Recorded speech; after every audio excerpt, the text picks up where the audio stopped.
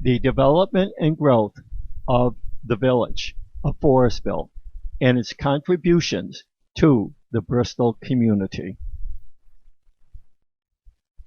Events which occurred in the past, whether planned, random, or accidental, generally did not take place in a vacuum, nor without a purpose. These happenings, usually at the very least, provide lasting results which carry forward in time. Although not viewed as such from the perspective at the time they transpired, these actions or choices become interwoven into a dynamic tapestry of history. They form a pattern or fabric for future generations as they move forward. Later-day citizens have the choice to either ignore, alter, learn from, or build upon this tapestry provided by past generations. This initial presentation will trace history back to events that took place on the European continent, particularly England, that contributed to the journey and eventual arrival of the early colonists to the New World. The establishment of their first two settlements in Massachusetts and their quick migration to Connecticut will be explored. The founding of Farmington, our mother city, the role of its citizens, and their life amongst the Tunxis Indians will be discussed. As the final part, the eventual exploration of the area west of Farmington, known as the Westwoods, and the building in 1728 of the first permanent home in the Bristol Forestville area will be described. Many chapters and volumes have been written describing the myriad of changes in politics, religion, economics, culture, and society that transpired in the 16th and 17th century Europe. Strongly influenced by the Protestant Reformation, more accurately pronounced the Protestant Reformation, and led by key players such as Martin Luther, the religious environment of the continent was in constant turmoil. The Catholic Church, the longtime bastion of religious belief, would be splintered throughout Europe. The early medieval feudal system and the role of monarchs, with one individual possessing absolute control, were surrendering their powers to more constitutional law and representative government. Life was indeed changing, but with this transition came many difficulties and even persecution in many forms. The story in Europe at this time was filled with intrigue. Loveless political marriages with members of other royal families or even with cousins were arranged to strengthen political ties, to prevent war, and to secure peace between nations, as well as to provide safety and predictability. Let's now begin our journey in 1509, when 17-year-old Henry VIII ascended the British throne. Wed 6 times during his reign, his first marriage was to the Spanish princess Catherine of Aragon. The union provided a strong political alliance between the two countries. A dispensation from the Roman Catholic Pope, however, was needed in order for this marriage to take place, because Henry was marrying his deceased brother's widow, which was not permitted according to Catholic biblical law. He had originally resisted this marriage, but political needs and pressures required this action. Pope Julius II granted this petition. Catherine had 6 children, with only a single female child surviving more than 2 months.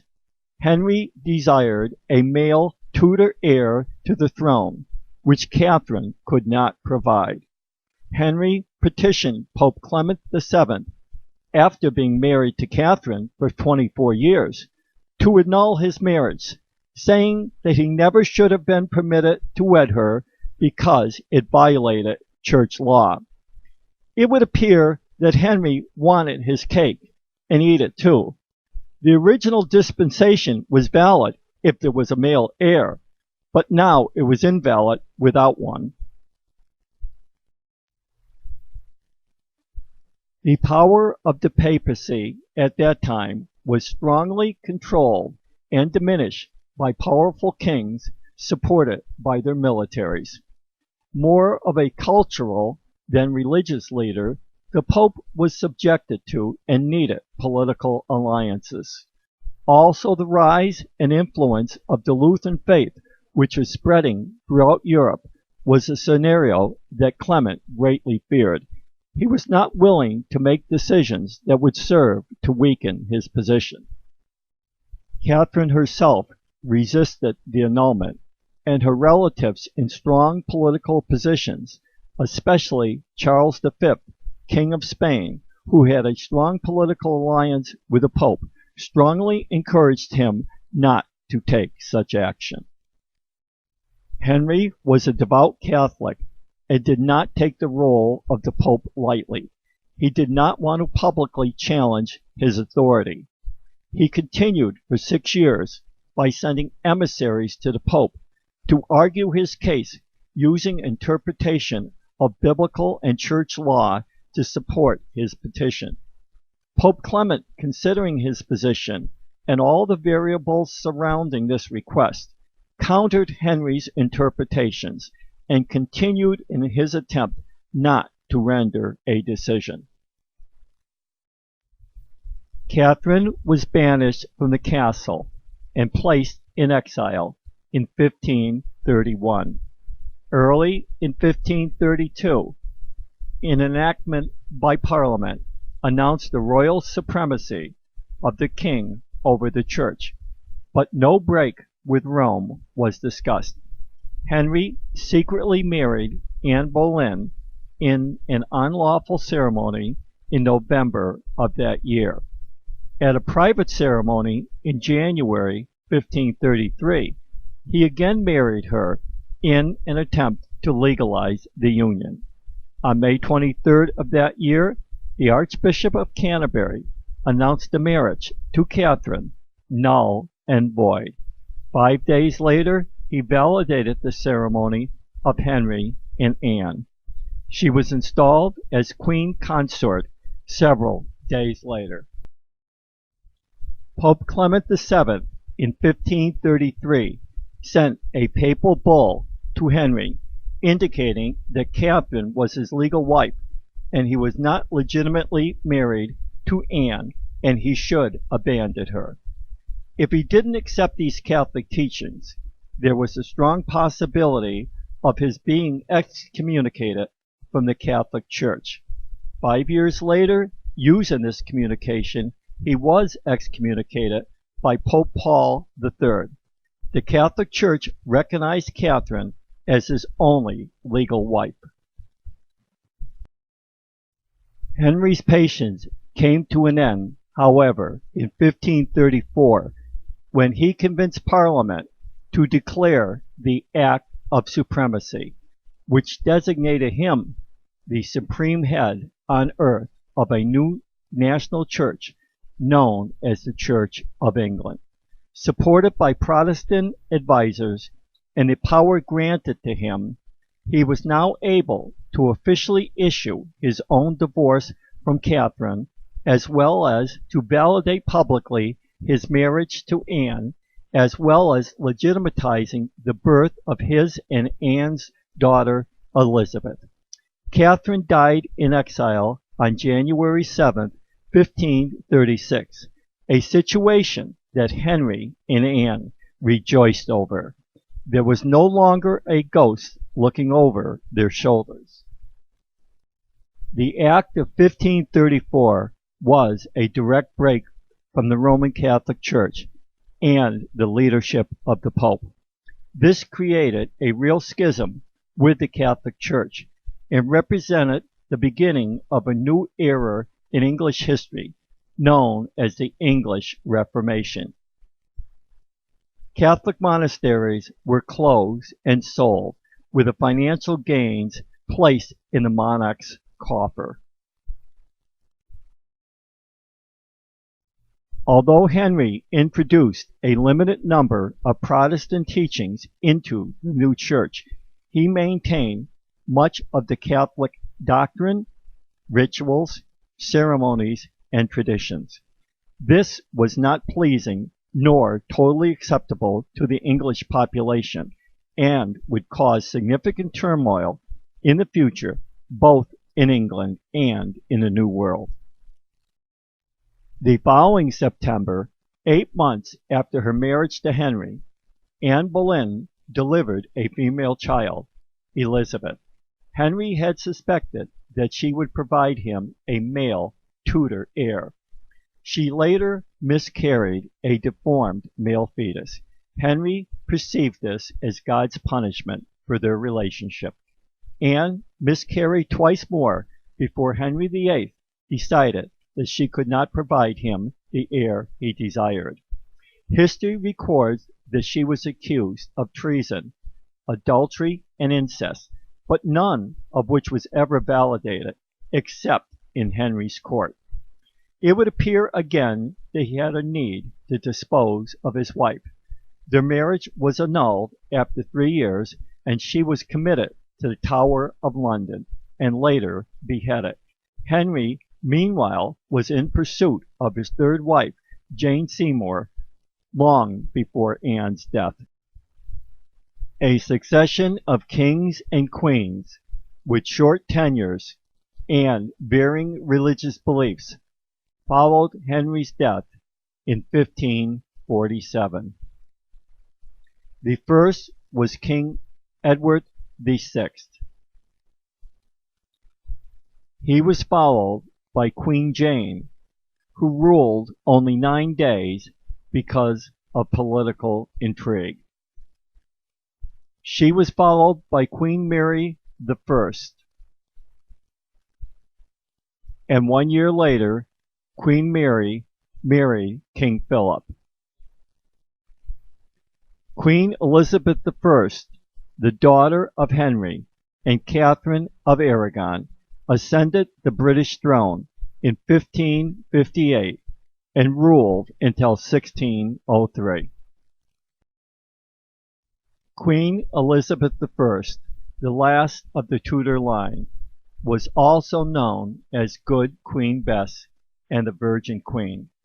Her reign provided England with a sense of national identity, more stability than the previous half-century, a flourishing culture, and several significant military victories. She made many changes in the teaching of the Church of England. Her religious plan, called the Middle Way, was to show no favoritism toward either Protestants or Catholics.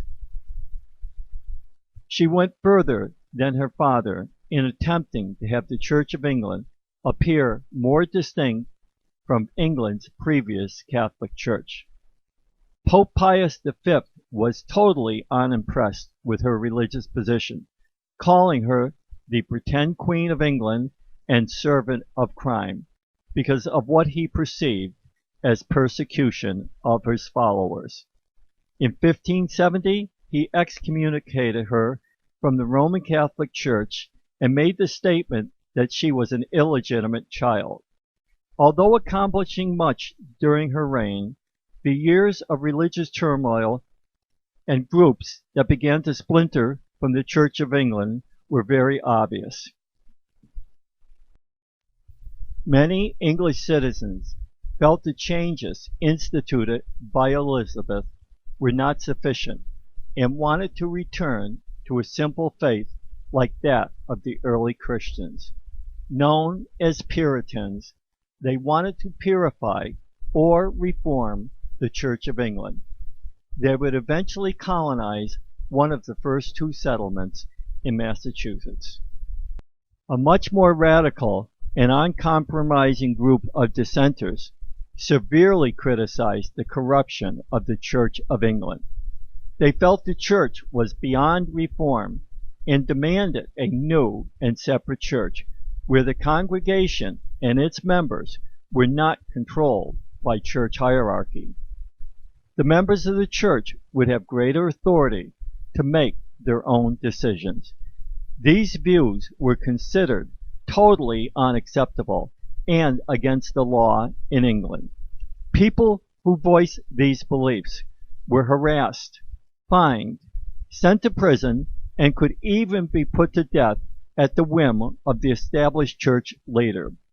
They became known as Separatists because they wanted to separate from or break from the established church. Fearing for their lives and that of their families, as well as to avoid persecution and to worship freely, the Separatists fled to the more religiously tolerant Dutch Netherlands in 1608. Holland would afford an asylum from persecution for religious reasons, but would not grant full integration into the Dutch society. Life there was very difficult. The dissenters also found that their children, through acculturation, were beginning to take on Dutch traits and habits. They felt that the younger generation would lose its Englishness if they stayed in exile. After much thoughtful deliberation, it was decided to journey to the New World with all its complex and unknown difficulties. They would leave family and friends behind to face an unknown way of life. The Separatists were granted a patent from the Virginia Company in 1620 to establish a colony in the New World. This company was chartered by England to set up colonies in order to establish English control, as well as to acquire essential resources that the country needed. In return for their passage, and also for essential living supplies that they received, the passengers would supply the charter company with fish, lumber, and furs to be brought back to England in payment. The Separatists from the Netherlands chartered a small ship, the Speedwell, and set sail on July 22, 1620, to meet the Mayflower at Southampton, England. On August 15th, they left for their journey together to the New World. Both had to return to port twice because the Speedwell was taking on water. It was decided that the Speedwell was not seaworthy.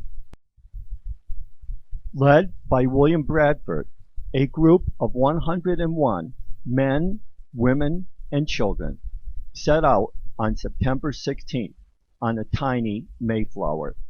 It took 66 days to complete this trip in its cramped quarters.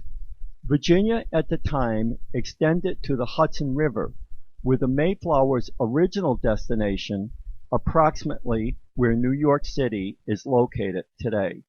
Stormy weather conditions brought the Mayflower north of this location. The passengers had to take refuge in a Cape Cod Bay on November 11, 1620, because of stormy weather conditions and shortage of food and water.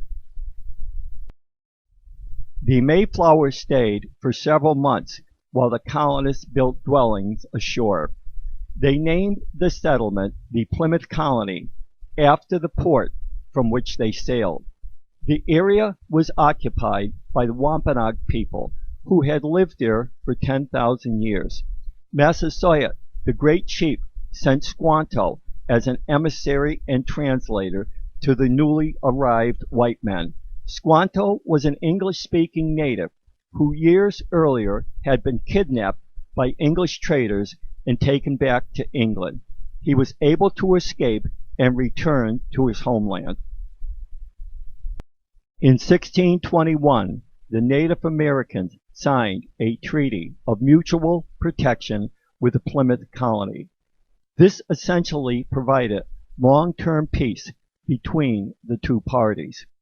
The Wampanoags taught the new arrival necessary survival skills, such as fishing, hunting, and gathering berries and nuts for food.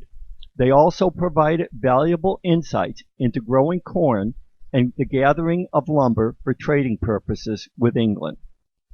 Only 52 people survived the first year, with most deaths attributed to exposure and disease. With another colony, the Massachusetts Bay Colony, established in 1630 in the same general area, a charter was issued to Governor Bradford, clearly defining the boundaries of the Plymouth colony. The Tunxis tribe, the Native Americans located in the Bristol, Farmington area, had sent emissaries in 1631 to the Massachusetts Bay Colony to encourage their settlement in their area. When the Massachusetts Bay Colony declined this invitation, the Plymouth Colony asked for permission to approach them. The Plymouth Colony was welcomed by the Tunxis tribe, and settlement in the area began. The Plymouth Colony found this territory very accessible by way of the Long Island Sound. They established settlements in what would become Saybrook, New Haven, Milford, Guilford, Stratford, Stamford, Fairfield, New London, and Norwalk. The first official city established in Connecticut, Windsor, in 1630, was settled by the Plymouth Colony. The Separatists, also known as Pilgrims, had officially broken with the Church of England and formed a new religion, which would become the Congregational Church of today. The establishment of the Congregational faith would later have significant effect on the historical tapestry of the Bristol, Forestville area. The Plymouth Colony would be absorbed by the Massachusetts Bay Colony in 1691 after the Massachusetts Bay Colony had adopted the Congregational faith. This area became known as the province of Massachusetts Bay and would soon become the state of Massachusetts. The Massachusetts Bay Colony, chartered by the King of England, was financed by the Massachusetts Bay Company. The Puritans came for political and religious reasons, but did not break with the Church of England. The royal government, in addition to extending English control in the New World, expected financial and commercial benefits, as well as being able to obtain natural resources that England desperately needed. The major industries were fishing, whaling, shipbuilding, and timber production, as well as securing animal furs for trade to England and the West Indies. 15 miles north of the Plymouth Colony, the Massachusetts Bay Colony was founded by 1,000 Puritan refugees in 1630, but by the mid-1640s it grew to over 20,000 citizens. The first two settlements were in Boston and Salem.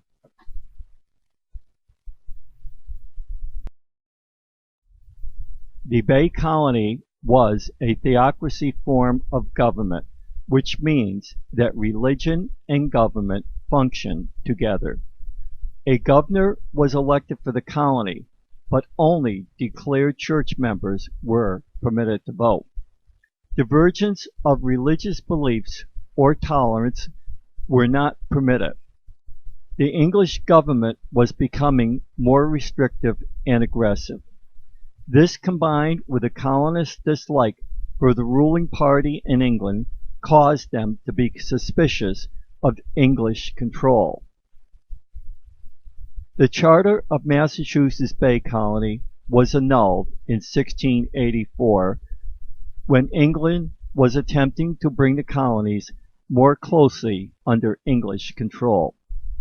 The Puritans, however, were becoming closer in ideology to the Separatists and even became members of the Congregational faith. In 1691, they merged with the Plymouth Colony, which created a situation of more religious tolerance. The Great Migration of Puritans continued into Connecticut.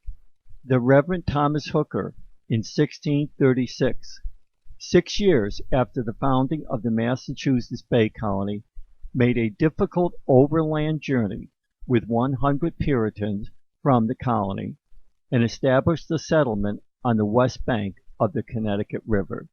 This settlement would become known as Hartford.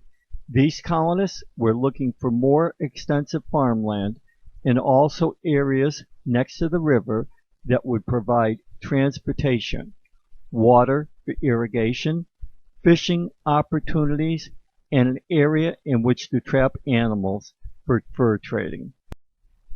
This journey, however, was more significantly precipitated by the lack of freedom, religious intolerance, and persecution of dissenters within the Massachusetts Bay Colony. Hooker felt that not only declared members of the church, but also all landowners should have the opportunity to vote.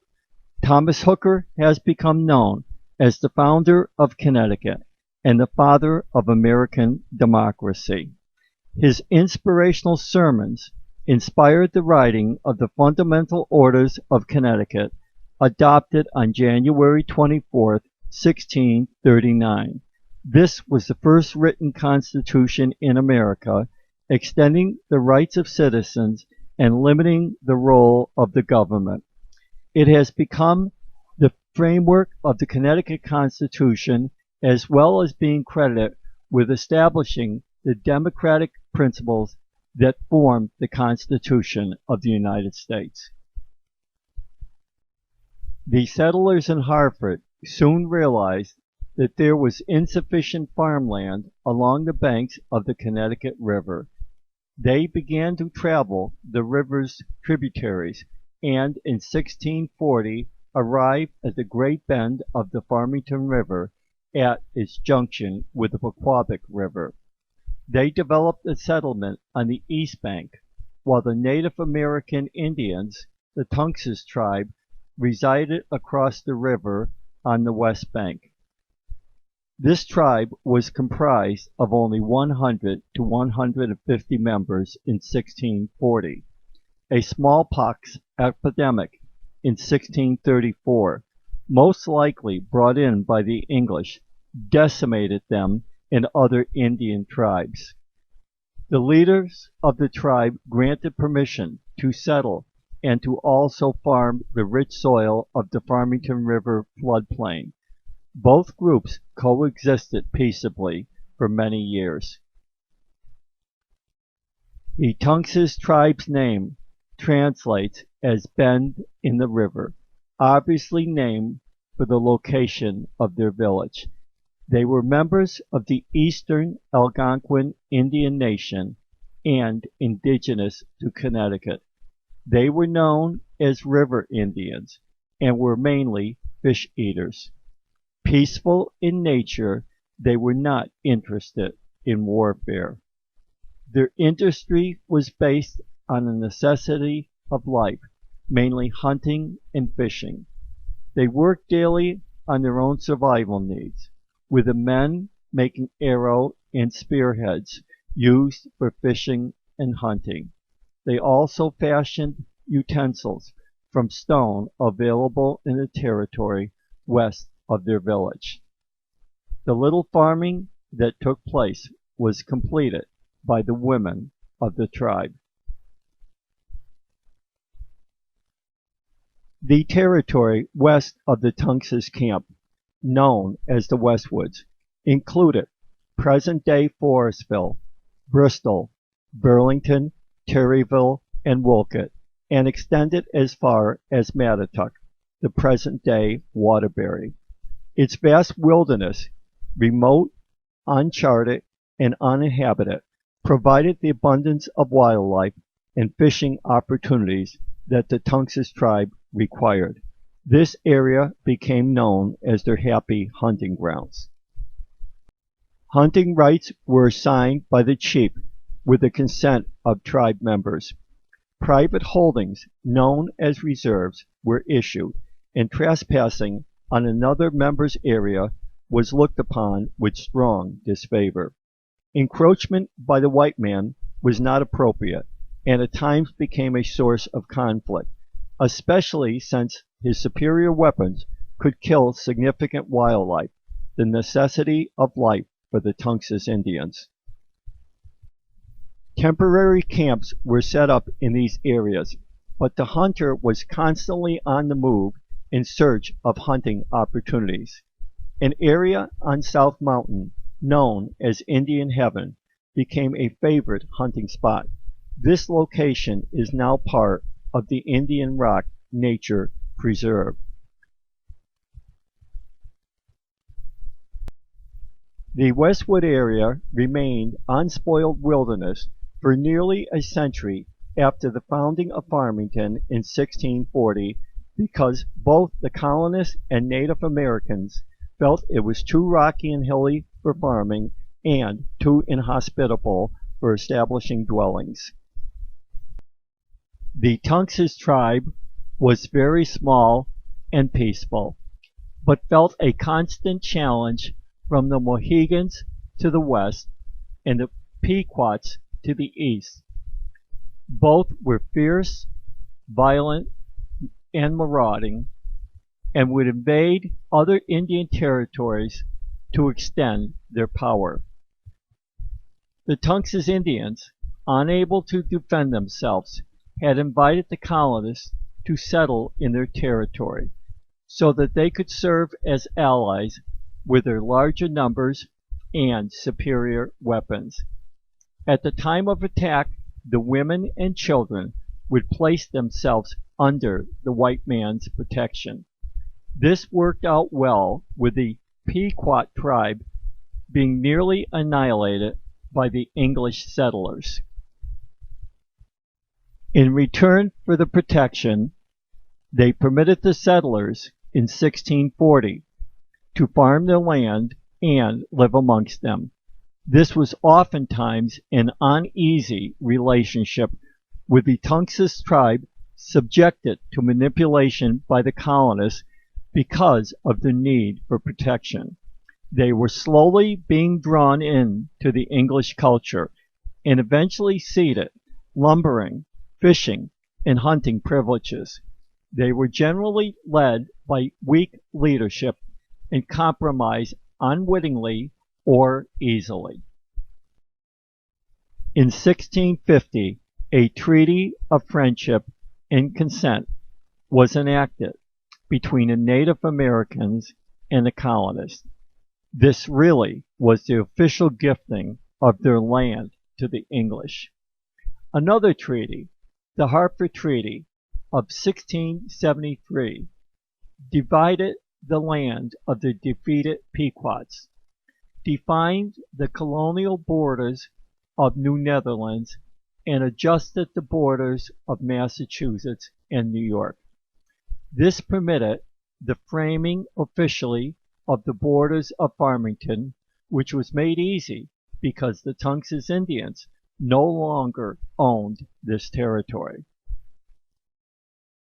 Tom Doyle, Bristol educator and historian, shares some interesting stories and facts about the Tunxis tribe in his booklet, Bristol's Tunxis Indians and Other Stories, copyrighted in 1978. Much of the following is either paraphrasing or quoting from his publication. The first story is Morgan Swamp in Indian Rock. Two 18th century prominent hunters told the following tale. While hunting a deer, the rugged terrain made them split up.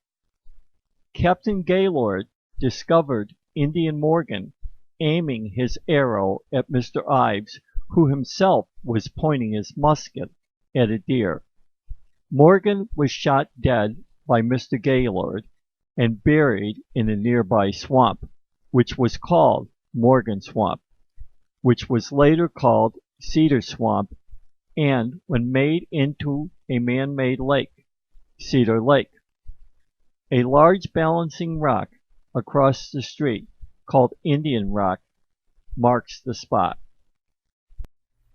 The next story is about an Indian chief named Cachapianis, a Boy Scout camp, Camp Cachapiani, a golf club, Chippenny Golf Club, and Chippens Hill Middle School bear his name.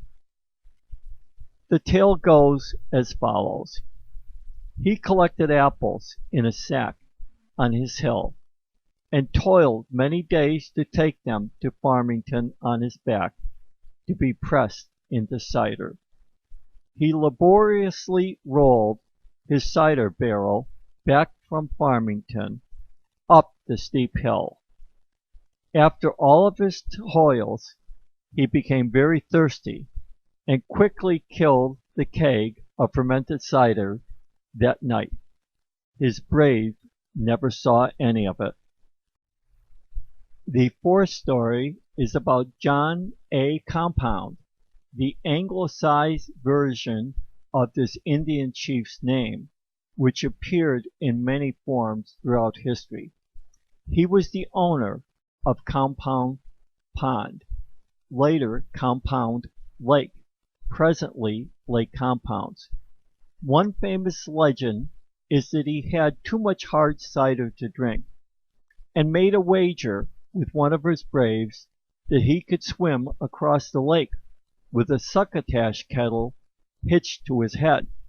Unfortunately, succotash kettles are very heavy.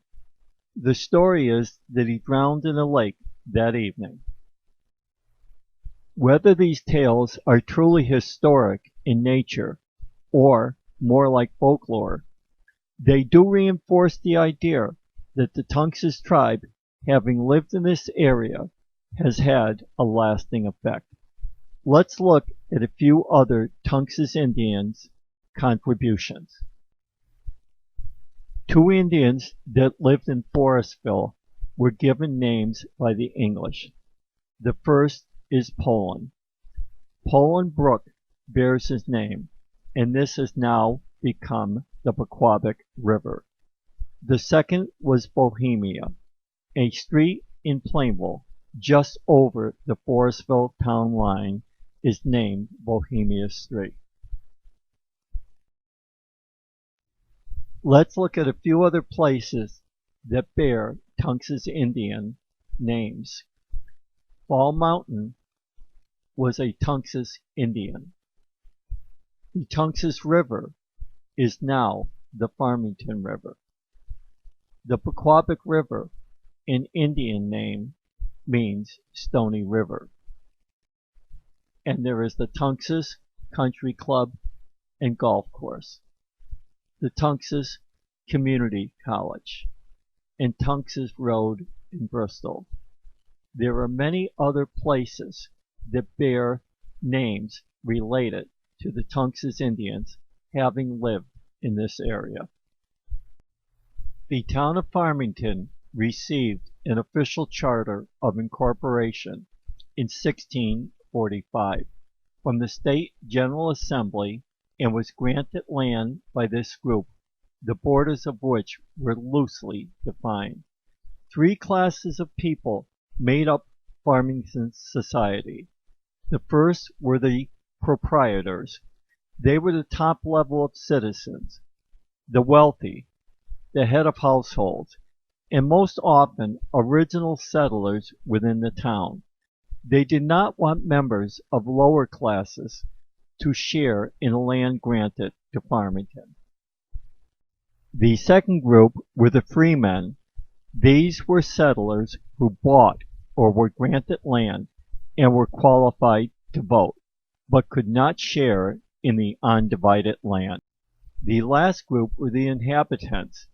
They were recognized as residents, and many became freemen, but again could not share in the undivided land. In 1673, the 84 proprietors and their heirs declared themselves a closed body to which no one could ever enter or share in the undivided lands, which included the Westwoods. This move delayed the settlement of this area, which included the Bristol Forestville area, for several decades, if not a half-century. The original 84th had little interest in this land, and no one else had legal access to own the land or build homes. In 1721, the proprietors divided this land into rectangular lots called tiers. 6 tiers were laid out, each 1 to 4 miles wide and 11 miles long. Each tier contained 80 lots. Proprietors received lots in 5 of the 6 tiers, making individual ownership of these reserves widely spread out. The timing of this division occurred for 2 reasons. The first was that citizens in Farmington were clamoring for land ownership. Once the land was divided, it could be sold to anyone by the proprietors or their heirs. The second reason was to prevent England, who was becoming quite disenchanted with the colonies, from being able to easily seize this land. The map of rectangular plots totally ignored the topography of the land. Only on paper did it make sense. Rivers, hills, swamps, rocky terrain, and other physical features were ignored, and the highways laid out had nothing to do with where people were going or wanted to go. Ebenezer Barnes set out on horseback from Farmington in 1728 to the vast wilderness to the west, with his 3 sons, Jedediah, Gideon, and Stephen. The area known as the Westwoods, or Great Forest, was untamed frontier used by roving Tunxis Indian hunters in search of wild game and other necessities of life. He would establish the first permanent home, located in Forestville, near the junction of Broad Street and King Street. This is where Series 2 will continue.